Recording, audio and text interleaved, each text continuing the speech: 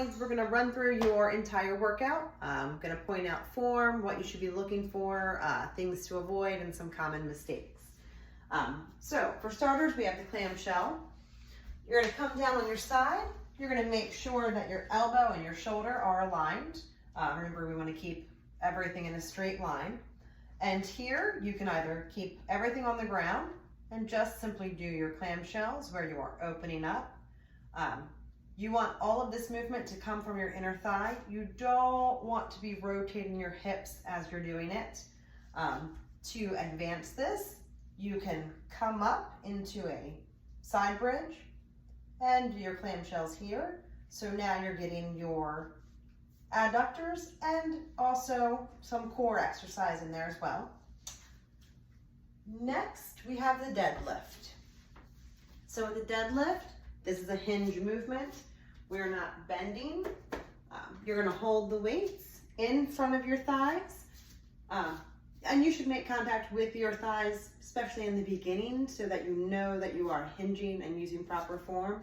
I'm gonna turn a little bit so you can see what I'm talking about. As I hinge, I'm just basically sticking my butt back and coming down until I feel my hamstrings engage. Once I feel them engaged, I'm gonna tighten and come back up. So we're coming down. What we don't wanna do is we don't wanna round our shoulders. We don't want to curve our back, and we don't want to arch our back. Those are the three most common mistakes with a deadlift. Your knees should be slightly bent. You don't want to have them locked out. You keep it too tight, especially as you start to get tired in the third rep or the third set. You can hurt your knees. So again, you're gonna have the weights in front of you. Your shoulders are square, your chest is lifted, and you're gonna hinge back like you're using your butt to shut a door. And you're just gonna follow down. It's about right below your knees, right at the top of your shins, and lift back up. Next, we have the squat to calf raise. You can do these either with the weights at your side. If you are noticing your knees caving in or bowing out, drop your weight and go to single weight and just hold it in front of you.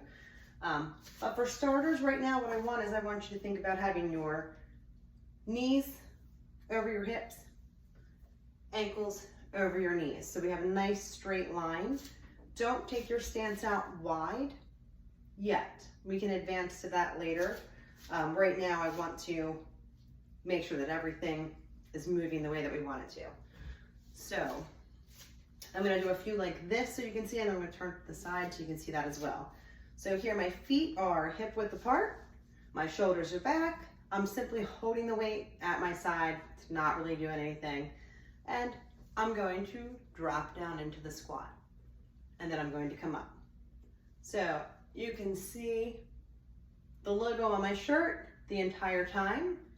You can see that my knees are staying above my ankles. They're not caving in or out as I go down or as I come up. That's what we really want to focus on. That means we're using the proper muscles and we're not going to hurt ourselves. From the side, it's going to look like this, and then up, down, and then up. Now, to add the calf raise to it. Here, we're gonna come down, we're gonna come up, and then up into the calf raise. So this is, we don't have to move fast. We really want to think about making sure we're getting up onto the balls of our feet and then coming back down. What do we have next? The revolving chest press. So down on the ground, and let's see. I'm gonna do it like this. Normally I would have my feet up, but I think you're gonna see better this way. You wanna be down, you wanna have the weights, your elbows and your weights in line with the center of your chest. You're going to come up and rotate towards each other and go back down. So you just really want to focus on having that over the center of your chest. As you get tired, you will have a tendency to bring it up and bring your shoulder muscles into it. We don't want to do that. We're not working our shoulders, we're working our chest. So it's all about right here, in line, rotate in, and bring it back down. I mean, it's pretty straightforward. What do we have next? Hammer curl to overhead press. So with the hammer curl, I'm going to turn this. We want to make sure again, with any curl, whether it's bicep, hammer, Y, you want to keep your elbows at your side.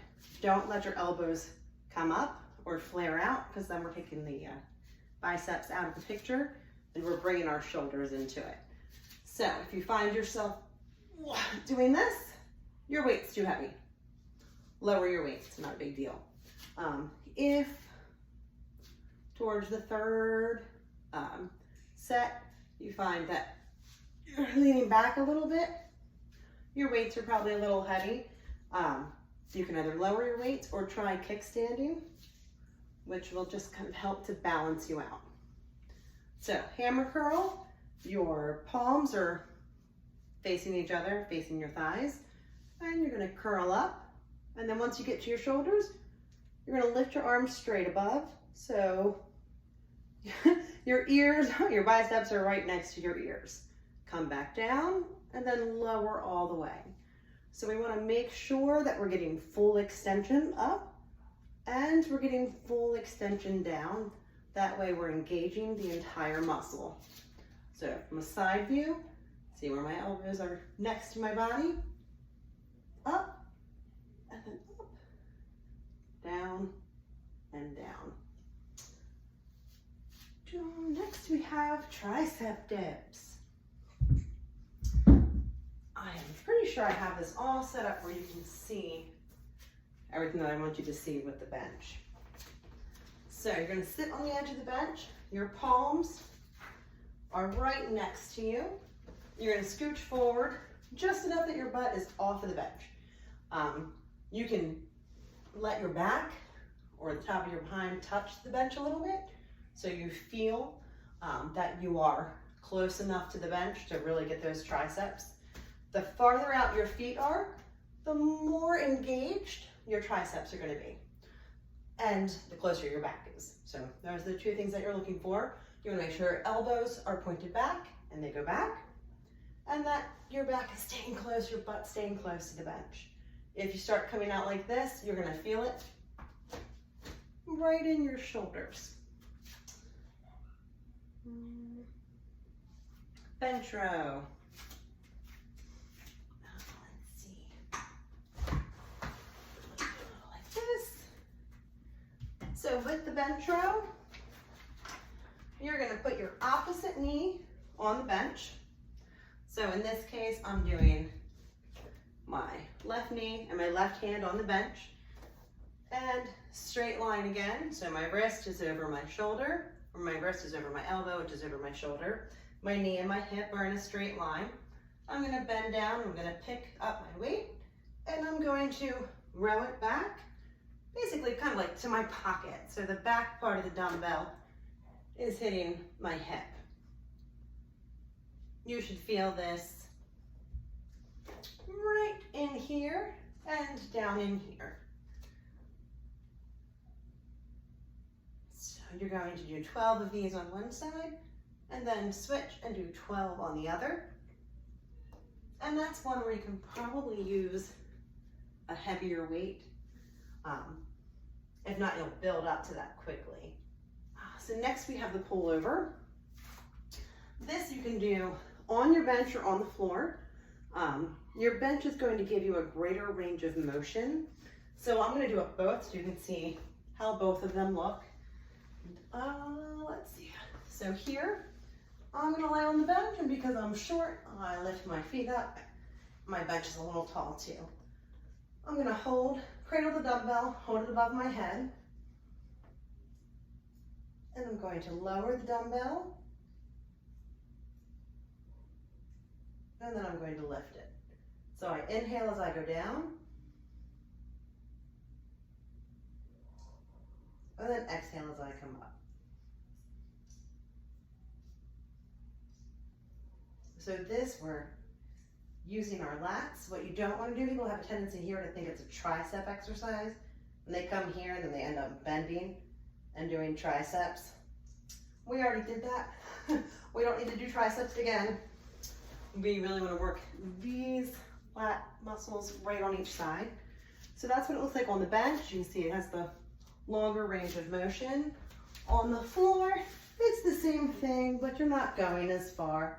You just go to right above the ground. You can touch the ground. I generally say right above because people have a tendency to let the dumbbell rest when it hits the ground, and we don't want to be taking a rest. So either way works. You're still getting the exercise. You're still activating those muscles. I prefer the bench because it stretches as well, and I have I'm pretty flexible and have pretty good mobility, so I'd like to build that strength in there so I don't end up hyperextending. What's next? Our high row. So high row, you're going to start with the dumbbells in front of, like just right in front of you, hanging to your side, and you're going to lift them straight up, right above your chest, and down. Let's get a little closer so you can see. So we're going to come up and then down. The dumbbells we're not coming out wide. That's a lot of strain on our shoulders. So we want to build muscles, not injure them. So just like that.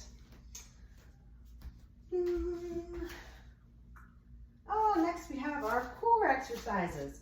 I'm going to go over the 3 core exercises that are in this program and also the 3 that are in the Coredio. That way you have everything that you need. So the first one is the plank to toe tap. So down in plank, we want our wrist over our elbows, elbows over shoulders.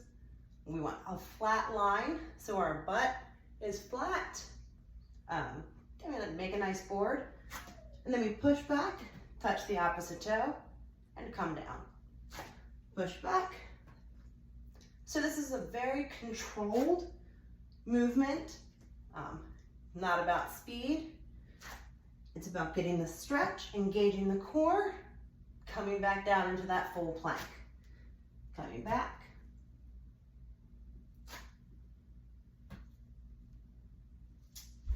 And next we have dead bug. I'm gonna position myself a little differently here. So with dead bug, make sure I get it all in there. See how my knees are directly over my hips. My arms are here. This is what we're shooting for. We have a tendency to come in, and we don't want that. The more our knees are in, the less we're engaging our core. So knees over hips, and arms up. Thinking of the wrong exercise, and down, and alternate. So again, slow, controlled movements. It's not about speed. It's about form.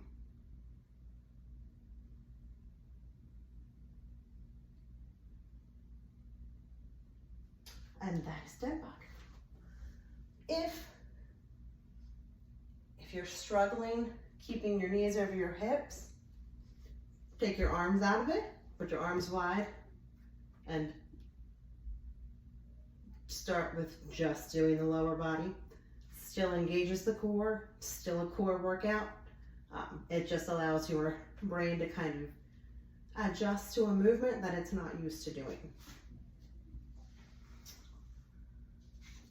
Then we have windshield wipers. So flat on the ground again, your arms out for support. You can do this with your knees bent. If you do knees bent, keep them again in that 90, and you're just gonna drop to the side, come back, Do them with your legs up, it doesn't really matter.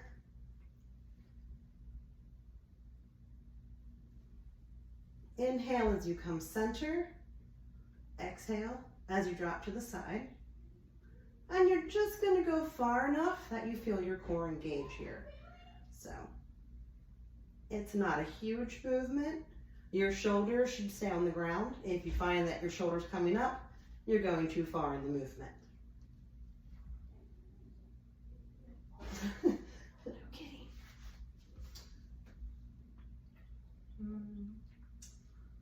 All right, our Russian twist.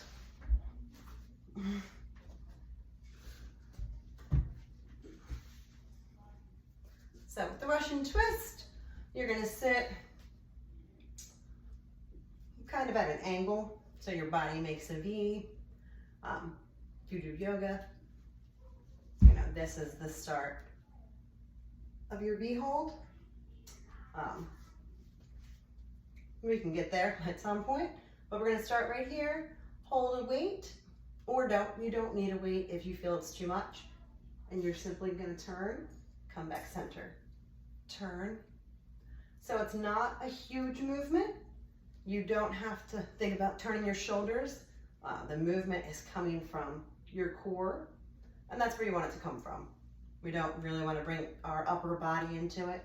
It's just our core, just our stomach and our obliques that we are activating with this exercise. Just like with the windshield wipers, you can exhale going to the side, inhale coming center, exhale going to the side, inhale coming center. Next are penguins. Bring your feet or your heels relatively close to your behind. Put your arms so your palms are facing your thighs or your feet, and you're going to come into a crunch. And from here, you're simply going to reach for your pinkies on either side, or waddle like a penguin would if you were stuck on his back. And again, this is getting our obliques, and it's really getting all of our abs all the way around, since we're holding that crunch. And then adding the side to side movement gets the side obliques involved as well. Flutter kicks are the last one. So to support your lower back, you can place your hands under your behind. Going to raise your legs. The height of your legs is going to alter the difficulty of it. So the lower your legs are, the more difficult the movement is going to be, the more engaged your abs are going to be. So if you start down here, and by the time the third set comes around, you feel like your back is really arching off of the ground, or like you just cannot do it, raise your legs a little bit. You're still working your core, you're still activating all those muscles, you're just taking the risk of injury out of the equation. You can do this with your feet pointed or with your feet flexed. I like to rotate just because I'm funny like that.